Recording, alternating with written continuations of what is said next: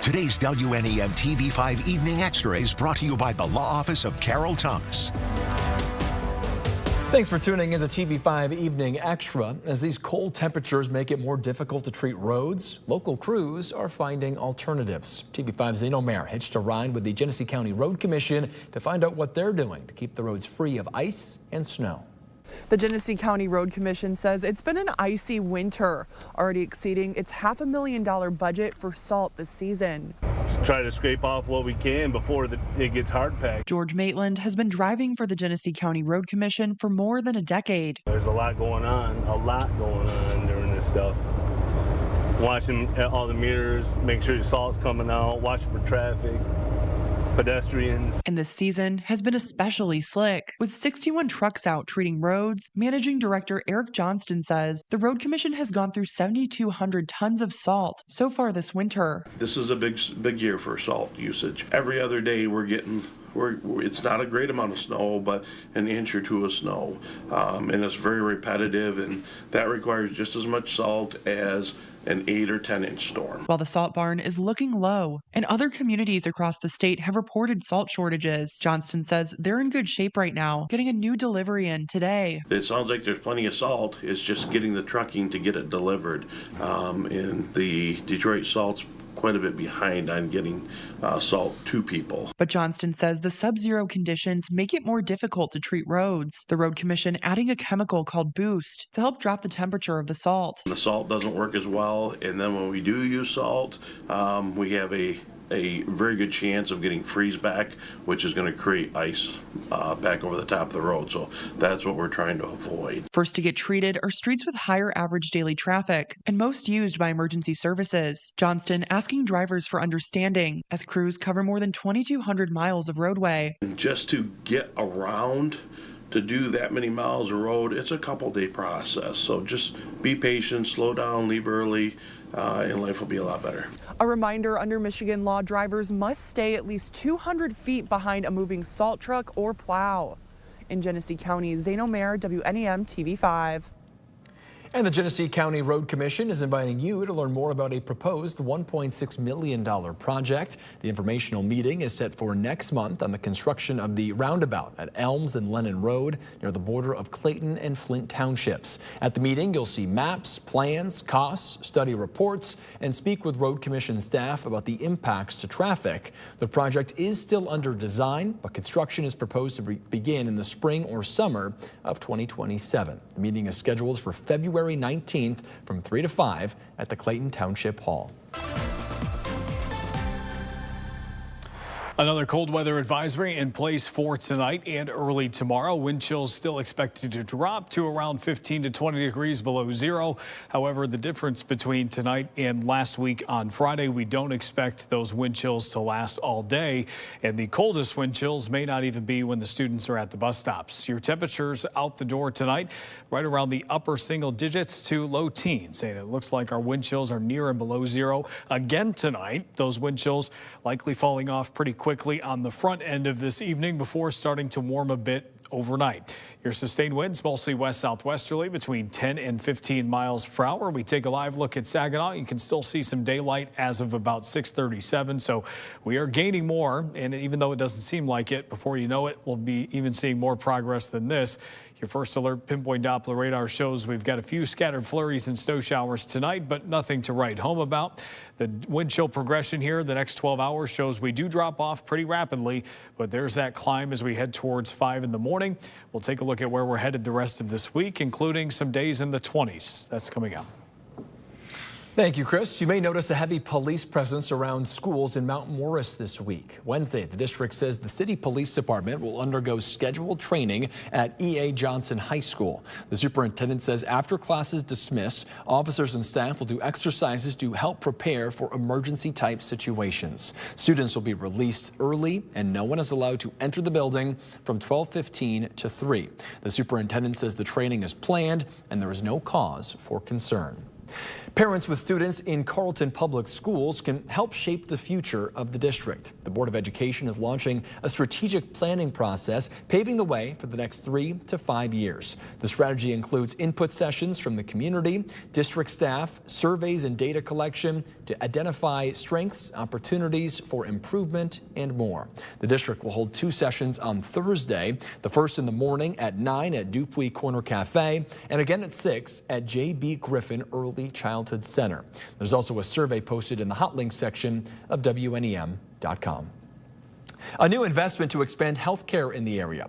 The Health Advantage Cares Foundation is committing $25,000 over the next 5 years to support the new Great Lakes Bay Health Center in Bay City. It's currently under construction in Uptown at the corner of Main and Saginaw Streets. When the Bayside Health Center is complete, it will offer primary care, dental, vision, behavioral health, all in one location. Bay City Boat Lines has a new owner. Jordan Dice announced his newest purchase on Sunday, adding to his lengthy portfolio, which includes the Midland Mall, 2 local theaters, and the iconic St. Laurent Brothers candy store. He says he plans to operate the Princess Winona and Islander for many years to come with a splash of entertainment. As TV5's James Felton reports, downtown Bay City is on board. I'm really excited for it. I feel like the boat lines are such a big part of our community. Kelly Rupp talking about the sale of the Bay City boat lines, Princess Winona and Islander, to Jordan Dice. Dice also owns the State Theater and St. Laurent Brothers in Bay City. Rupp, who is the marketing director for downtown Bay City, is glad that Dice has stated he will continue to operate the boats for many years to come. For the whole month of July, they had a lot of free history tours that were sponsored by local businesses. I really hope those continue. They had entertainment cruises on Fridays and Saturdays, and I hope they continue doing something like that. They were always available for the fireworks festival. You could reserve a ticket, and they had dinner cruises the night of the Bay City Fireworks Festival. Dice also says that he wants to integrate the boat lines with the entertainment experiences he's building through the theaters he owns. I know that there's you can get St. Laurent Brothers candy at the State Theater, so if you could get it on the Princess Winona, just kind of like loop all of those 3 together, that would be really neat. Rupp says she's grateful to the Fournier family for being considerate of who they sold their family business to and the investment they've had in the community over the years. Founded in 1998, Bay City Boat Lines was created to fill a gap in passenger vessel services on the Saginaw River, offering sightseeing tours, onboard concerts, and private charters. It's something that draws people from across the state to Bay City, and that helps support the local businesses and shows off the beauty of Winona Park and our riverfront. James Felton, WNEM TV5.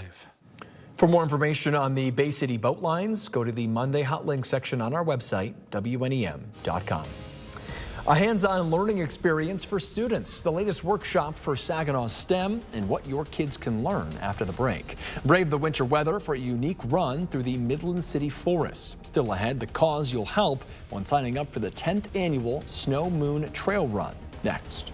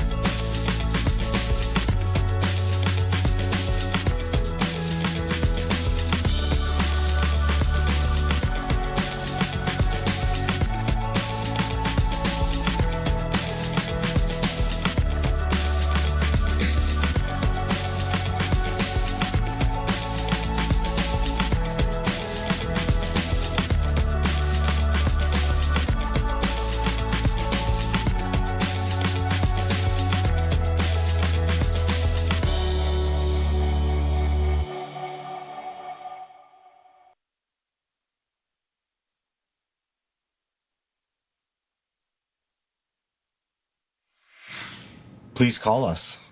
That's the message from police as the extreme cold continues across mid-Michigan. And that's exactly what someone did do on Friday when they saw a person collapse on the side of the road in Flint. TV5's Zane Omer spoke to a police sergeant who responded to the call and explained why "see something, say something" is more than just a phrase.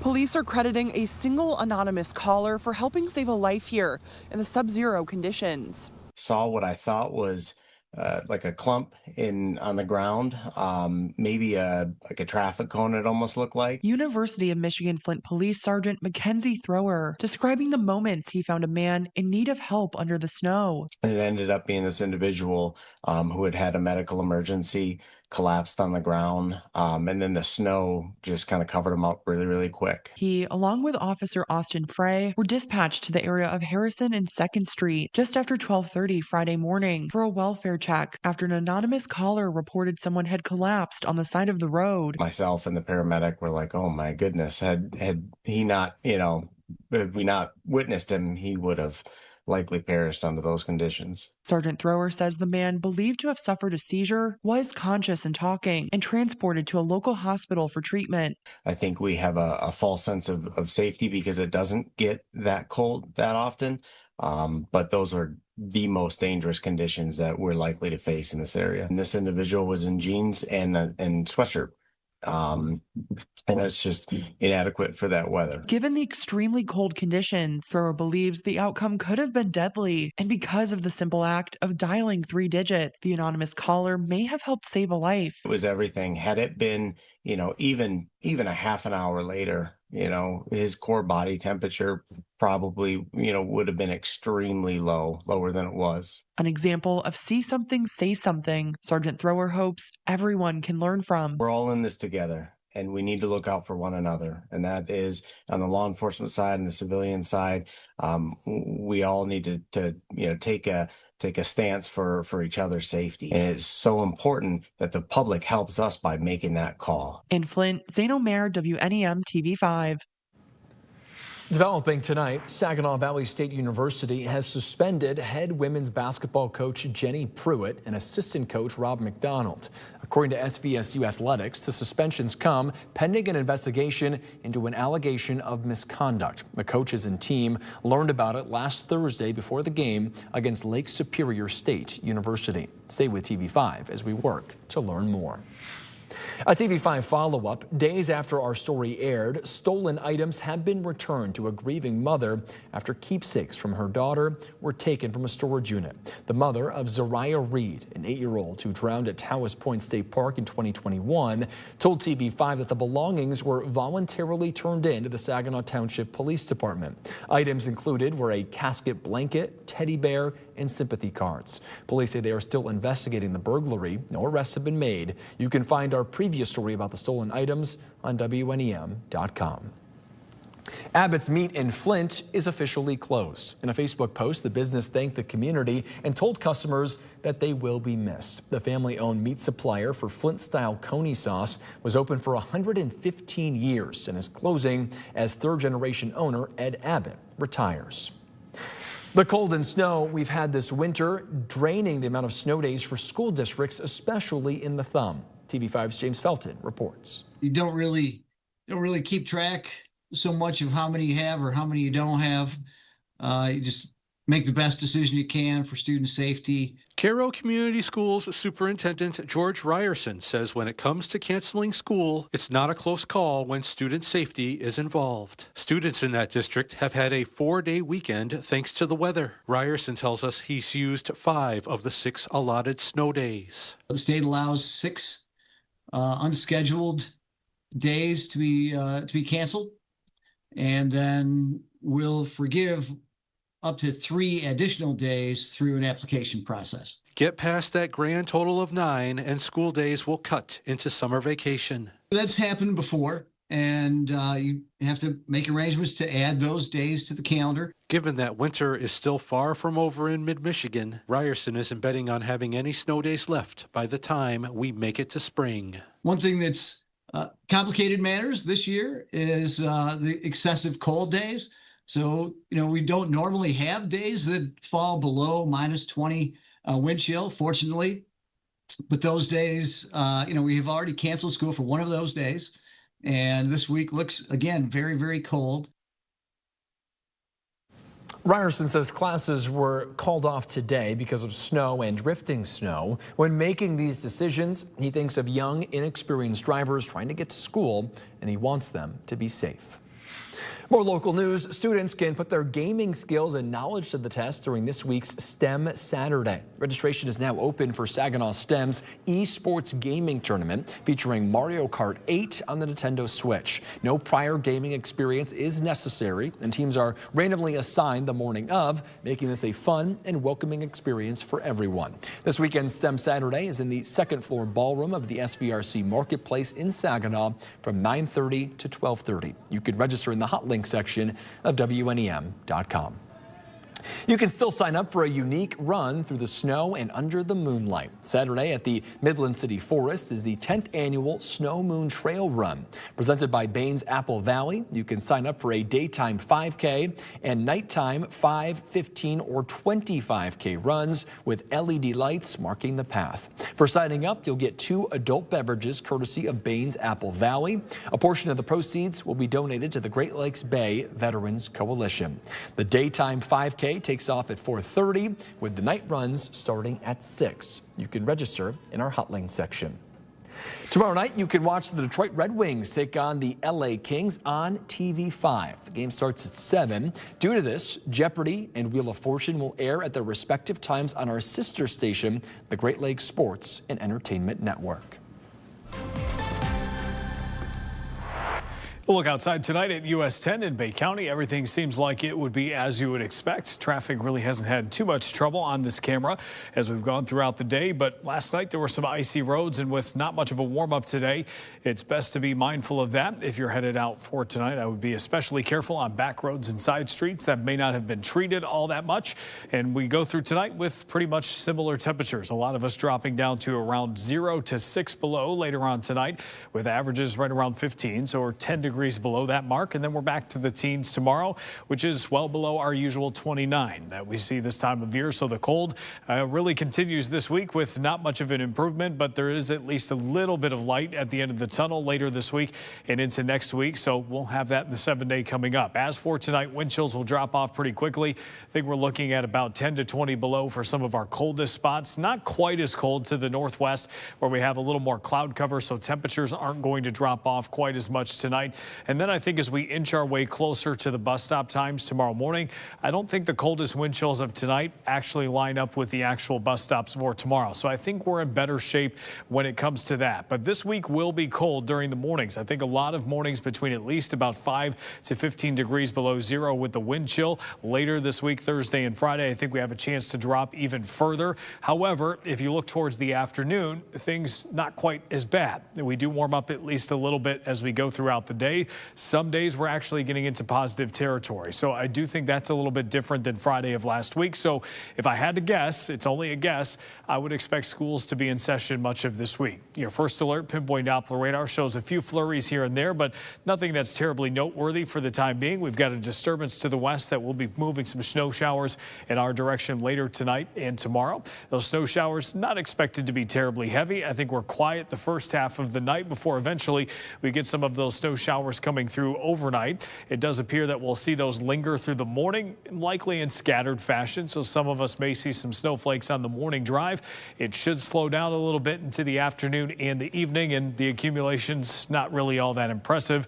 Most of us pick up less than a half an inch of snow, but I do think if we go through the entire day, we could pick up an inch or two here and there, maybe 3 if a lake effect band really gets going. But I would expect that to be more of an isolated case, similar to what we experienced in some of our southern zones last week compared to something that's a little bit more widespread. I think this is fairly minor for most of us, with most of the lake effect on the other side of the state, as it typically is. Your forecast for the next 7 days does show temperatures later in the week and into the weekend start to become at least a little bit warmer. We're talking mid-20s early next week, and we're also much quieter when it comes to snow showers this week. Thank you, Chris. All new tonight, we hear from one student who took advice from a teacher who helped them conquer more in life than they ever could have imagined. In tonight's Can't Miss Moment on the news at 10 on the Great Lakes Sports and Entertainment Network. Then on TV5 News at 11, braving the cold for a march in Old Town Saginaw. Why protesters say it's time to make some noise. Also at 11, in the market for a new car, how much tariffs can add to the sticker price. In your 7-day forecast shows we've got temps in the teens for much of this week with low to mid 20s as we go towards early next week. So that'll probably seem like a dream. And of course, we'll have our streams this week and we'll talk about anything, and hopefully soon we can see some warmer temperatures. Are viewers upset at you in the comments section over how cold it is, or do you get a pass for this? I think we're all just to the point where we're good with maybe 20s, but the single digits and teens are. Let's move out of them. Yes, and I'll give my snowblower a break, you know? Like we were just talking about, like we're just getting enough where it's like, I gotta clear the driveway again. Yeah, it's like that inch or two here, half inch there. Right. Just get on with it. Exactly. All right, thank you for watching WNEM Evening Extra. Of course, keep up with us as the news breaks online, on our app, or on social media. We'll see you on TV5 at 11.